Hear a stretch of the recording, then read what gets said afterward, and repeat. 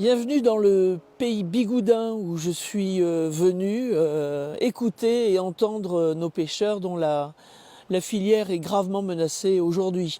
Au regard des difficultés structurelles, de la politique de Bruxelles, c'est vrai, du post-Covid, du post-Brexit et de la crise énergétique, ils se trouvent dans une situation tragique pour certains au Guilvinec. Je suis venu les écouter, les entendre, mais aussi travailler avec eux sur des propositions qui non seulement permettraient de sauvegarder la filière, de relancer la filière, de la revaloriser et même de la développer. Un pays sans agriculteurs, un pays sans pêcheurs, un pays sans industrie n'est plus une nation. Bienvenue en Bigoudélie. Eh ben, merci à vous de me recevoir. Monsieur le Prince, moi je suis arrivé aujourd'hui effectivement parce que j'aime la pêche, parce que je fais partie de la commission pêche à Bruxelles. Aujourd'hui, quelle est la plus grosse difficulté à laquelle vous vous heurtez et qui remet finalement votre métier en question? À l'heure d'aujourd'hui, les grosses difficultés qu'on a, donc c'est pour les bateaux, ça va être le prix du carburant qui nous impacte énormément sur les salaires des gosses, sur la viabilité des entreprises. On demande à avoir un mécanisme énergétique qui soit périn, de façon qu'on puisse vivre notre métier, mais on ne veut pas de perfusion à la pêche, on n'est pas là pour demander des aides sans arrêt. Certes, il en faut là actuel parce que c'est une aide d'urgence qu'il faut, parce qu'on n'y arrive plus, le gasoil est trop cher. Il faut bien se dire qu'il va falloir au moins 10 ans à 15 ans pour trouver un système viable pour décarboner les bateaux. Et qu'est-ce qu'on fait pendant 10-15 ans? Les bateaux sont vieillissants, il y a déjà une bonne partie des bateaux qui vont partir. Demain, vous me trouvez un système qui va me consommer 2 fois moins de gasoil. Même s'il faut réinvestir dans le bateau 500 000 €, je vais y aller pour vivre de mon métier. Ça, c'est sûr. Il faut savoir qu'un pêcheur, il ne vend pas son poisson. On lui achète le poisson. Donc on n'a aucun moyen à l'heure d'aujourd'hui de surfacturer tout ce qui nous vient sous la figure en plus. Le prix du matériel de pêche, l'huile, les frais de forgeron, tout coûte plus cher, le gasoil est plus cher. Et en plus, on est bridé sur les quotas. Donc on est vraiment dans l'impasse, quoi. C'est toute une filière, c'est toute une chaîne, on va dire. Les bateaux, s'ils travaillent bien, il y a les mareyeurs derrière, il y a les ateliers à terre, il y a tout le littoral, là, les gens qui vivent grâce et pour la pêche. Et tous les lois qui sont pondues au niveau de l'Europe, on va parler des AMP, dont les aires marines protégées, que l'Europe qui veulent interdire le chalut d'ici 2030. Il y a les UMV qui ont été imposés par l'Europe avec interdiction de mettre un engin de pêche dedans. C'est la mort de tous les ports, français, parce que on ne pourra plus travailler du tout. Après, tu as les éoliennes peut-être, mais il faut que ce soit fait avec les marins, de façon à ne pas nous virer de la côte, de ne pas nous virer de nos zones de pêche. Donc tout ça fait que la zone se restreint, et plus la zone va être petite, plus le poisson on va lui taper sous la gueule, et ça pourra pas continuer comme ça. Et puis je suppose que vous êtes de plus en plus nombreux sur une zone qui se rétrécit. C'est ça. Il faut quand même aussi parler des éoliennes. Il faut absolument faire un moratoire pour empêcher la construction de nouvelles éoliennes. Il faut aussi procéder petit à petit, progressivement, mais démanteler les éoliennes qui sont déjà installées, qui impactent non seulement notre faune, notre flore, mais aussi les zones de pêche de nos pêcheurs. N'oublions pas aussi au passage que nous nous dirigeons ainsi vers la privatisation de domaines maritimes public qui va gravement entamer notre souveraineté territoriale, énergétique ou alimentaire. C'est aussi dommage qu'on importe 66% du poisson qui est consommé en France alors qu'on l'a ici. Et qu'on est en train de tuer notre pêche. Voilà, et notre pêche artisanale. Parce que je sais que vous êtes les gardiens, vous êtes les sentinelles de la santé, de la mer et de la ressource. On ne cite pas la branche sur laquelle on est assis, et que je pense que vous êtes vraiment les premiers vigies qui justement peuvent nous alerter sur l'état de la mer et de la ressource. Comme on le dit toujours chez nous, c'est si tu n'aimes pas la mer, tu ne fais pas ce métier-là, tu ne le fais pas pour l'argent. Donc pour la problématique dauphin qui est à l'heure actuelle, où il y a une réelle problématique, on sent très bien que les marins n'est pas écoutés. Et on est bien placé chez nous sur le secteur bigoudin, parce qu'on a une série de bateaux qu'on appelle les bonacheurs qui pêchent la sardine, enfin, tout ce qui est poisson bleu. Et ce qui se passe, c'est que ces bateaux-là, à l'heure d'aujourd'hui, n'ont plus de quotas pour pêcher.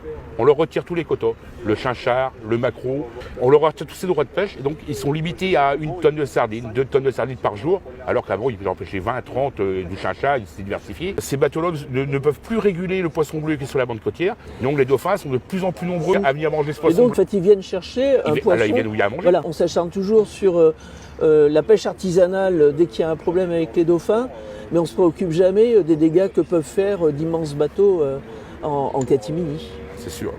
Le plus grave dans tout cela, c'est que au milieu de toutes ces crises, nos pêcheurs ne sont pas écoutés, entendus et n'ont finalement pas voix au chapitre.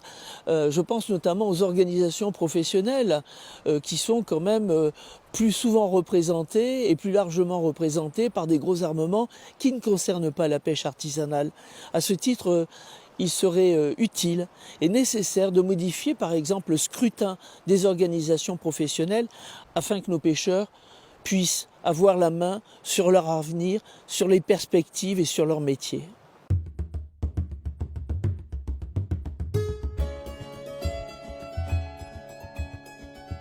Ben voilà, on a visité la criée, elle est magnifique, elle est moderne, elle est immense, il fait un froid de gueux. Et ces hommes et ces femmes travaillent au milieu dans cet environnement. Et au milieu de ce froid, je peux vous assurer qu'il y a une chaleur qui se dégage. C'est un métier, ce sont des hommes et des femmes qui méritent d'être défendus, pour eux et pour nous aussi.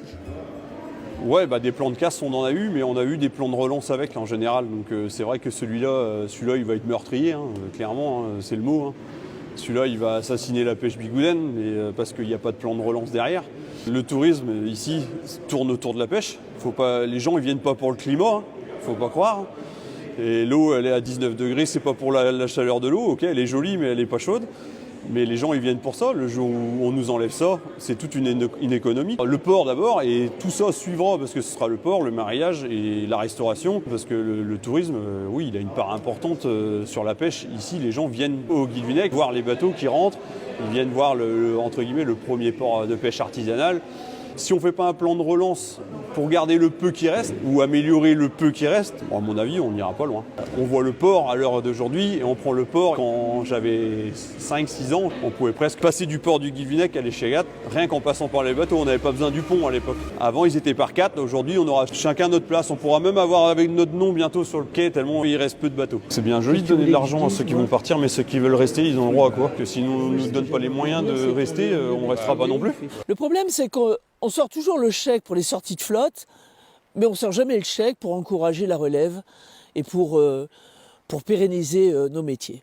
En fait, pour 1 euro qui accompagne une sortie de flotte, il faudrait consacrer 1 euro, et sur 5 ans par exemple, sur un plan sur 5 ans, pour encourager la relève, pour moderniser nos bateaux, pour pérenniser la pêche artisanale.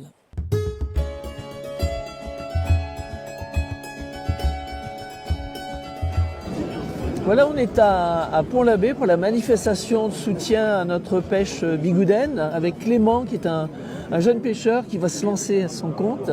Qu'est-ce que vous allez faire, vous? Essayer de me lancer, puis on verra bien. Ça va être compliqué avec la fermeture des criées qui s'annonce. Et la fin du chalutage en 2030 qui parle dans les zones protégées. Et les quotas, les restrictions. Et vous avez quand même envie de le faire? Ouais, j'ai quand même envie de le faire. Et qu'est-ce qui vous manque pour qu'on... De l'aide pour se lancer, et puis c'est sombre l'avenir aussi, quoi. Mais bon, il faut la relève. Le sourire, on voit quand même que vous avez le cœur et la passion. Ouais. C'est bien. J'aime ça, donc je ne vois pas faire autre chose. Merci de votre présence. Aujourd'hui, en soutien à une filière mise à mal depuis trop longtemps. 28 bateaux vont disparaître dans le Finistère, dont 22 dans le pays bigoudin. Il ne faut pas pleurer, mais justement s'en servir pour créer tous ensemble une nouvelle dynamique. Restons unis pour l'avenir de nos enfants et gardons nos racines. Bigoudin cassé mais pas coulé. Gardons la pêche et nos emplois. Préservons le dynamisme et l'attractivité de notre si beau pays bigoudin. Merci. Au lieu de mettre une enveloppe sous la table pour un vieux bateau, pourquoi ils n'ont pas mis la moitié pour relancer un jeune? Dans ce cas-là, il aurait fallu faire au minimum la moitié. On dit allez, on casse du bateau, mais à connaissance, on redynamise, on remet de l'argent sous la table pour que les jeunes puissent s'installer. Un bateau qui coûte avant peut-être coûtait, je ne sais pas, 300 000 à 400 000 euros à l'heure actuelle. Maintenant, c'est 1,4 million, 1,5 million, 3 millions d'euros pour certains. Donc investir 3 millions d'euros, pas de problème, on y va, feu. Mais avec quel quota? Donc ce PAI, il va falloir le prendre comme une aubaine parce que c'est des bateaux qu'on va sortir qui ne retombera pas dans les pattes des jeunes. On n'installera pas des jeunes sur des vieux bateaux. Ça va permettre aux gars qui partent en retraite de partir dignement. Une fois que ces bateaux vont partir là, c'est absolument repartir vers un plan de relance de façon à pouvoir redynamiser les ports. On a vécu donc pendant presque 40 ans sur l'acquis de ce plan de relance des années 80 et on arrive enfin, on est sur un mode économique qui est en fin de vie. Donc tout à reprendre à zéro. C'est page blanche et on repart, mais on repartira que tous ensemble. Enfin, la notion de localisme, et pourquoi ne pas le dire, de patriotisme économique devrait largement contribuer à la survie, à la sauvegarde de nos métiers avec le consommer français, le produire français. Il est quand même insupportable que nous exportions de pays du bout du monde du poisson que nous fournissons et que nous pêchons ici chez nous. Sauver cette pêche artisanale, c'est sauver une pêche de qualité. Sauver et se battre pour des pêcheurs, pour leurs familles, pour des métiers, pour des traditions, pour l'emploi, pour une économie. C'est sauver aussi une identité, une culture, c'est sauver le pays bigoudin. Se battre, travailler pour le pays bigoudin, c'est se battre et travailler pour la France et les Français.